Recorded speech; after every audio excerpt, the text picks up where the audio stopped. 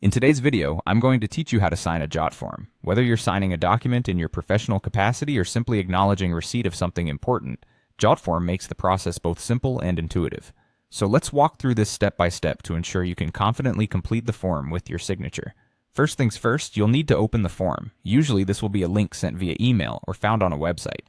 Clicking this link will take you directly to the form that requires your signature. It's important to make sure you're using a device that suits your needs. If you're on a computer, any standard web browser will do. On the other hand, if you're on a mobile device, ensure your internet connection is stable for a smooth process. Upon opening the form, take a moment to scan through the document.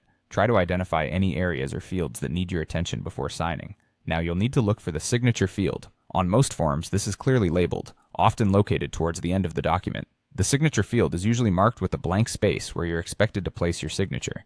Once you've found this field, it's time to add your signature. If you're navigating this on a computer, you will use your mouse. For those using a mobile device, your finger or a stylus will do the trick. Gently press on the signature field and begin to draw your signature, just as you would with pen and paper. There's no need to rush. Take your time to ensure your signature is readable and complete. If you're not satisfied with your initial attempt, don't worry. Most forms allow you to clear the field and try again until you get it just right. After successfully drawing your signature, the final step is to click on the Submit button. This button is usually prominently placed on the form, ensuring you can easily find it. By clicking Submit, your signature, along with any other filled information, is securely saved with the submission.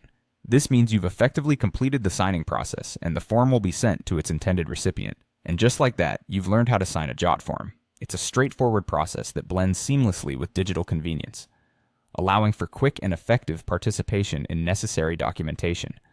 Remember, accurate and clear signatures help maintain the integrity and intent of the document, so always take an extra moment to review your work before hitting Submit.